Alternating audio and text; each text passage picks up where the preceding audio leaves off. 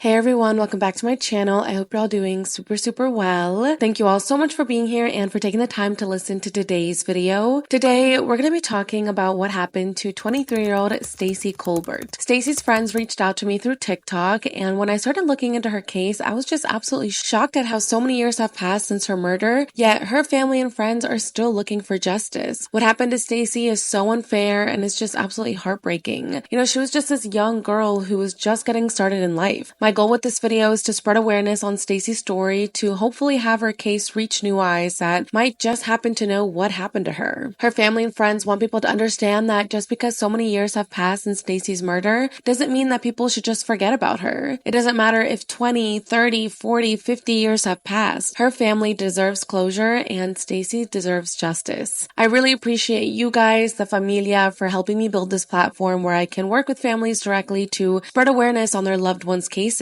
Without you guys, I wouldn't be able to do this, so thank you.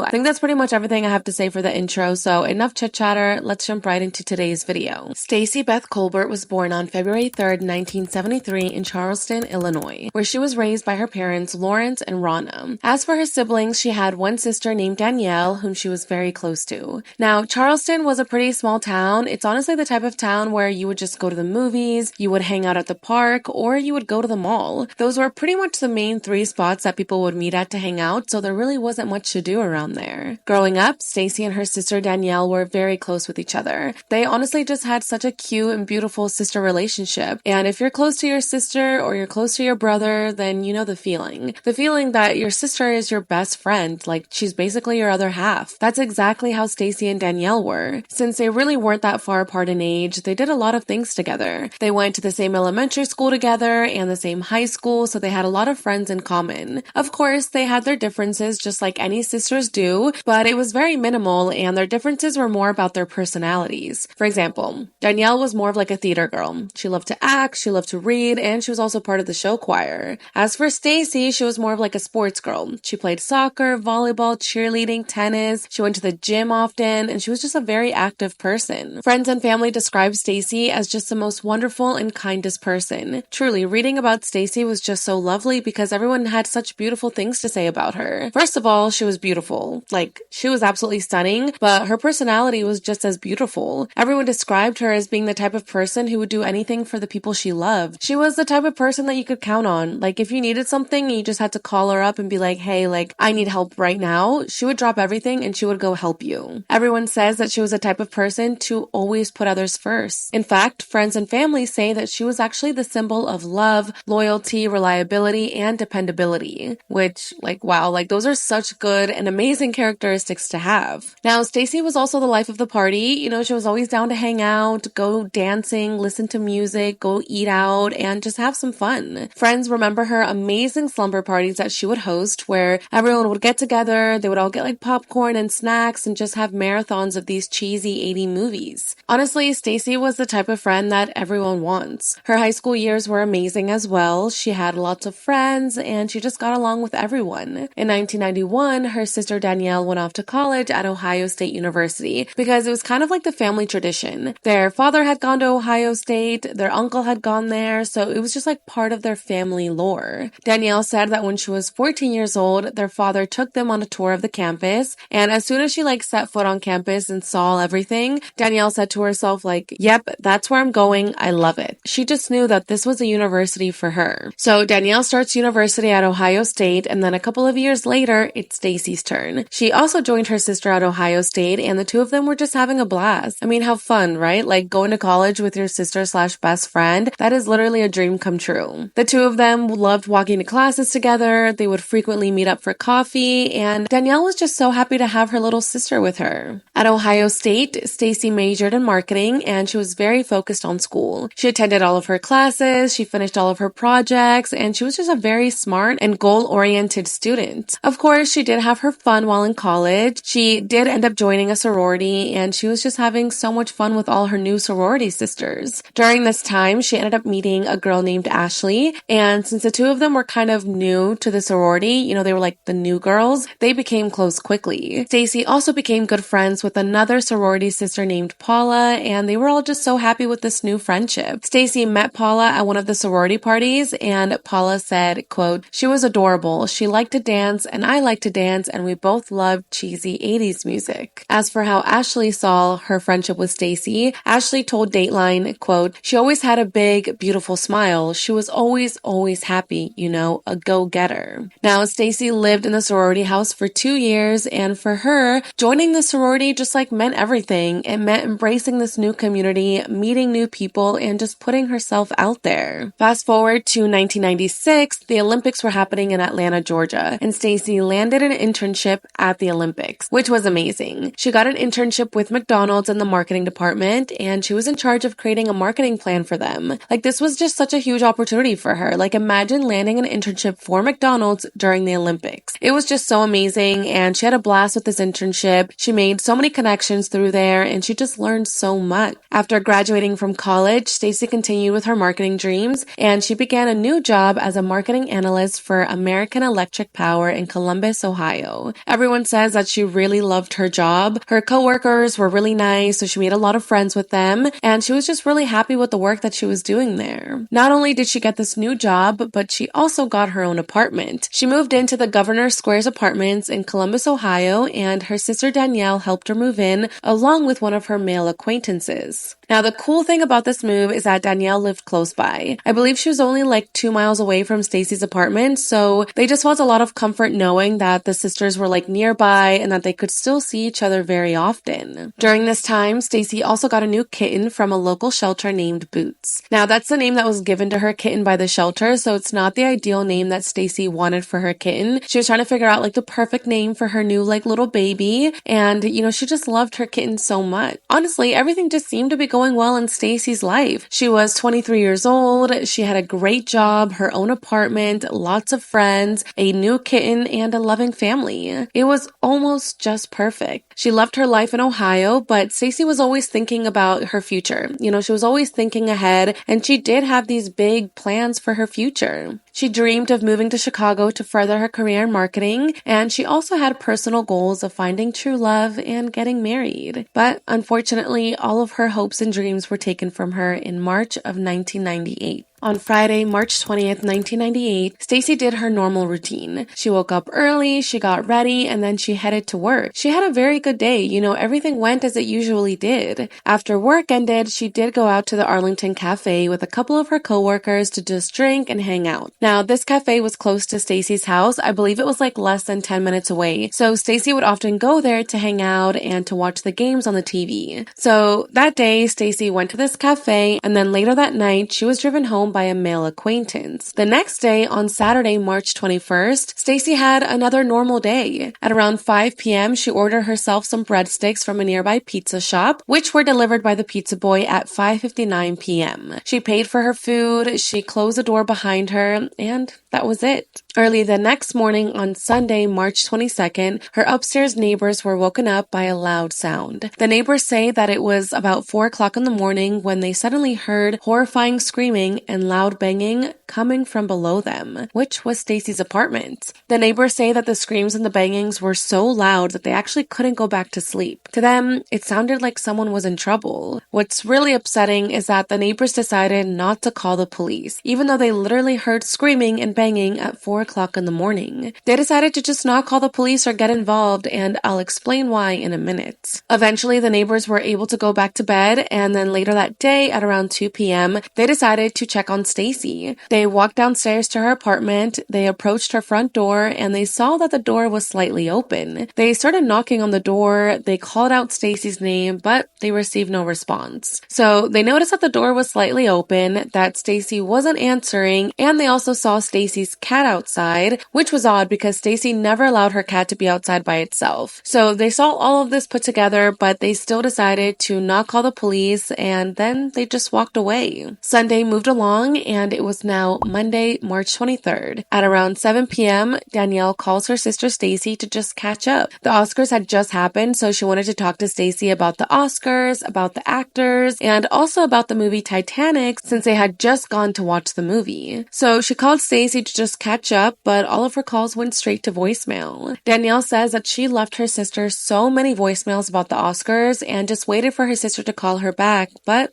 she never did. At first, Danielle wasn't too worried. She said, quote, she had talked about traveling for work. I thought she must be traveling. She honestly figured that she would hear from her sister the next day and that everything was normal. However, the next day, on Tuesday, March 24th, everything changed for the Colbert family. Danielle received a voicemail at around 6 p.m. from Stacy's job, informing her that her sister hadn't reported to work since Friday. This is when Danielle just knew that something was off. I mean, Stacy absolutely loved her job and she took it very seriously. So for her to not show up to work on Monday or Tuesday was just wrong. Danielle said, quote, I just could not fathom any possibility where she wouldn't show up for her job. She was probably one of the hardest working people I've ever met. As soon as she heard that her sister was MIA, she got inside her car and headed over to Stacy's apartment. Again, they lived very close to each other, so she was able to get there very quickly. She goes up to Stacy's apartment and she also sees that her front door was slightly open. She decides to just walk inside and take a look around. She passes through the living room, goes into the kitchen, and that's when she sees that the fridge door was open, that the cabinets were open, that there was a box of pizza on the counter, and a carton of milk. She also found Stacy's purse, which had her credit cards, cash, and basically all of her money inside. She also spotted Stacy's car keys, and when she looked outside, she saw her sister's car parked there, so if Stacy had gone somewhere, it wasn't with her purse, it wasn't with her money, with her ID, or even with her car. Danielle headed to Stacy's room, and that's when she noticed that it looked a little bit messy. There was some clothes thrown around, and honestly, something just seemed off. She also noticed the smell of bleach. With all of this put together, Danielle just knew that something bad had happened. She called her parents to see if maybe they had seen Stacy or if they had heard from her, but they hadn't. So that's when she decided to call the police and report her sister as missing. Thankfully, the police were on the case right away. The Columbus Police Department showed up and immediately began searching for clues. They went through the entire apartment looking for any evidence or just any clues that could point them in the right direction, the direction of where Stacy could be. Usually, police don't react until about 24 to 48 hours later, so the family was just so happy that police responded so quickly. Right away, police handled this as a crime, not just as someone who maybe ran away or just wanted some alone time. Even police knew that something bad must have happened to Stacy. Police started going through Stacy's belongings and they noticed that her gold necklace from her sorority was missing, as well as her birthstone ring with a gold band, which really stood out to police because why were only those two things missing from the entire apartment? Again, her purse was there, her money, her ID, her credit cards, her car was there, so it just seemed really odd that if an intruder broke in to rob her, that they wouldn't take her most valuable item. Police continued searching around the place, and when they finally got to the pizza box on the counter, they were able to find the receipt from the pizza shop. It showed that the food had been delivered on March 21st at 5:58 p.m., so they contacted the pizza shop to speak with the delivery driver. Now, they said that the delivery boy was kind of young, that he was basically just a teenage boy, so when they questioned him, he said that Stacy was normal that day, that he showed up to her door, knocked, delivered the pizza, and that was it. The only thing that did stand out to him was that he felt Stacy wasn't actually alone. He thought he might have seen or heard someone else inside, but he can't confirm. Police quickly cleared the pizza boy. I mean, they just truly felt like he had nothing to do with this, so they cleared him and they moved on to the next clue. They interviewed neighbors, coworkers, friends, ex-boyfriends. I mean, they spoke to everyone in Stacy's life to try and figure out what could have happened to her the night she disappeared, but it seemed like no one knew anything. Regardless, at this point, pretty much everyone in Stacy's life was considered a suspect. Detectives did speak with the neighbors who heard the screaming and loud banging coming from Stacy's apartment, and well, as you can imagine, people were really upset with the neighbors. They just couldn't believe that they had heard Stacy screaming, that they possibly heard her abduction, but that they didn't call the police. Detectives asked them, why didn't you call us? And the male neighbor said that he had some unpaid parking tickets, so he just didn't want to get in trouble for it, which is frustrating because it's okay, you don't want to be responsible for unpaid parking tickets, but you want to potentially be responsible for hearing a crime and not calling the police. It's just really hard for Stacy's family and friends to not wonder what could have happened if they had just called the police right when they heard the screaming. Maybe Stacy could have been saved and her attacker could have been caught sooner. Anyways, going back to the crime scene, police dusted the TV, they scanned for fingerprints, footprints for anything. They did find a boot print by the front door, which to some could mean that Stacy tried to escape during the attack, but she just didn't make it outside. Again, there was also the smell of bleach, and police did end up cutting a piece from her carpet, so there could be some evidence on there. Besides that, there really wasn't much evidence. It's also really hard because the crime occurred on Sunday and police didn't get to her apartment until Tuesday. So a few days had gone by where maybe the attackers could have gone back to clean up evidence or throw stuff away. I mean, it just felt like police were already like 2 days behind in trying to find Stacy and figure out what happened. It also put the police way behind schedule because from Sunday to Tuesday, the attackers could have already fled the state or maybe even the country. Everyone was just so worried about Stacy's safety. People were praying that she would be found safe and that she would be reunited with her family soon. Honestly, people were so focused on trying to find Stacy that they weren't even worried for their own safety because a dangerous person was basically on the loose. Her friend Paula said, quote, "We were so focused on her and hoping that she would be located, there wasn't a lot of time to think of personal safety." That must be scary too, like to know like there's this person on the loose that potentially abducted and maybe harmed a 23-year-old girl. Like I would have been very on edge if I was a part of that community, but the community wasn't even thinking about that at the start. I mean, they were all just so focused on finding Stacy and supporting her family. Stacy's sorority sisters, members of the community, her friends, family members, and her co-workers all came together to search for Stacy, pass out flyers, and just raise as much awareness as possible. People were out in the middle of the night putting up flyers and just praying. Thankfully, the news got on the case as well, so they were able to spread the word. I mean, the entire community was just absolutely shocked by this. Stacy's work, the American Electric Power, joined in as well, and they even offered a $10,000 reward for any information leading to Stacy's whereabouts. They also helped by printing flyers for free, and it was just very kind of them to get involved and just support Stacy's family. Search parties were held as well as candlelight vigils for Stacy. I mean, every day Danielle and her family just waited for the call from the police, letting them know that Stacy had been found alive, but unfortunately, that call never came. Instead,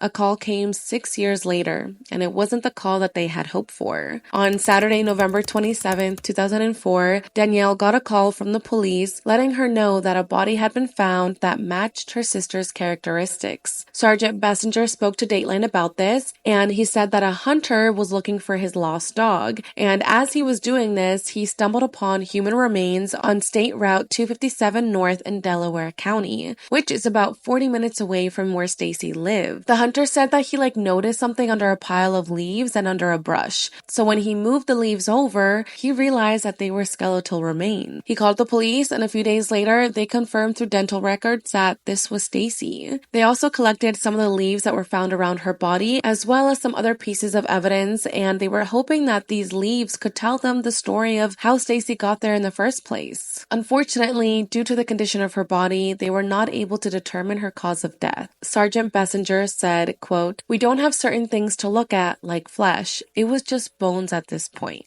After her remains were found, Stacy's case was handed over to the Delaware County Sheriff's Office since her body was found in Delaware County. This is when Sergeant Bessinger got involved in the case and was just really impacted by it. Ever since he took over, he made sure to look at the case with fresh eyes. His team has re-examined all the pieces of evidence, the potential persons of interest, witness statements, everything. He said, quote, "There was some things that were found later on in the search by the Columbus Police Department. We do have it in our possession. At this point, that's still being examined by the crime lab. Every year on, the DNA technology gets better." End quote. So it seems like police do have some piece of solid evidence that they're just waiting to, get DNA confirmation on. It is just really hard to keep the case fresh because, so many years have passed since the crime occurred. So at this point, people's memories have faded, certain witnesses have passed away. So it's just hard to kind of keep it fresh, but Sergeant Bessinger says that he's never going to give up. Something that really stood out to me from Sergeant Bessinger is that he said that he believes he knows who may have killed Stacy, but that he just doesn't have enough evidence yet to make the arrest. He said, quote, "I need to be able to convince 12 people that this person did it, but I need more to charge them. That's the hardest part, is knowing somebody is responsible and not being able to do anything about it." He also made another really powerful statement saying, "I'm gonna get him, I promise you, I'm gonna get him. He's a monster and this isn't something you do once." It also seems as if Stacy's family could also know who her killer could be based on some posts that they've made on social media. Of course, I do not want to get into the details about who this person could be because I don't want to harm the investigation and I just don't want to do anything to ruin this. As of now, it's believed that Stacy was murdered inside her apartment sometime between 3 and 4 a.m. on Sunday, March 22nd. They also believe that Stacy knew her killer. There was no sign of forced entry, so she possibly let the killer inside, believing that she was safe with them. Nearly everyone the police talked to cooperated, even taking lie detector tests, except 2 people. One of them is actually the male acquaintance who helped her move into her apartment. That's all I'm going to say about that. Now, detectives aren't too sure when her body was placed underneath the trees 40 minutes away from her house. Some detectives assume that her body had been there between 2 and 5 years, but again, we really just don't know. They did speak to some of the workers who were in charge of cleaning that area, and they said that they never noticed her body there, so it's just really odd. Was her body somewhere else and then moved there after 6 years, or how did this happen? Everyone is just working so hard to keep Stacy's name out there, to raise awareness and just make sure that her killer is finally caught. Stacy's friends, together with Danielle, decided to open a Facebook page called Finishing Stacy's Fight as a way to continue to spread awareness, share updates on her case, share stories about Stacy, and just keep her name alive. I highly recommend that you guys go check out the Facebook page, which will be linked down below, because there's a lot of helpful information on there. You can also read stories from Stacy's friends and family members about her, which just provides more insight into this beautiful and wonderful person that Stacy was. Her friend Paula wants me to share a message to you guys, the familia, that says, quote, "Stacy was a sweet, radiant, goofy girl. She was kind, smart, ambitious, and loyal. She lived her life the right way, surrounded herself with the right people, and did nothing to bring this on herself." When 25 years passed since Stacy's murder, Paula said, "We didn't take this lightly, and so that's what we're doing right now. We're living for her, and we're going to keep the promise when she joined our house. We are absolutely convinced that there is someone who knows what happened to Stacy, who has been hiding this for the past 25 years. They just really want people to still care about this case. Like I said at the beginning, just because so many years have passed doesn't mean that Stacy deserves to be forgotten. Her family and friends are still out there, they're still alive and searching for answers and fighting for justice. I mean, this could happen to anyone. This could be your sister, your cousin, your friend, your loved one, and you wouldn't want people to forget about them either. The team at Finishing Stacy's Fight also wants to warn the community about not calling the police if you hear something suspicious. Again, Stacy's neighbors heard her screaming, but they didn't call the police, and again, who knows what could have happened if they did. I don't want to blame the neighbors and make it seem like this is all their fault, but I totally understand the family's viewpoint of always having that thought in the back of their mind of what could have happened if they had just picked up the phone and called the police. So there's a Facebook page, an Instagram, TikTok. There's a bunch of social pages about Stacy, so all of those socials will be linked down below if you guys want to stay up to date with the case and also just show the family support. The family is actually working towards hiring a private detective and renting billboards, so they do have a GoFundMe open for that. Their goal is to get to $15,000, and as of now, they are a little over 4K, so hopefully we can help them reach their goal. Any amount helps, even if it's $1, and of course, if you're not able to donate, that's okay too. You can help by sharing the GoFundMe and also sharing Stacy's story. Anyone with information about Stacy's murder can contact the Delaware County Sheriff's Office at 740-833-2892 or send an email to the accounts on the screen. You can also submit an anonymous tip, even if you aren't sure if it's accurate or anything. The family still wants you to reach out and let them know about this. Even if it was just gossip you heard one time, please reach out to the family. You can send them a DM on Facebook or reach out to them through the email linked down below. It's been 26 years since Stacy was murdered and her killer is still out there. They need to be caught and they need to be punished, and Stacy needs justice. As for how Stacy's family is doing now, her father passed away in 2007, which is just heartbreaking. It breaks my heart to know that he passed away without knowing who killed his daughter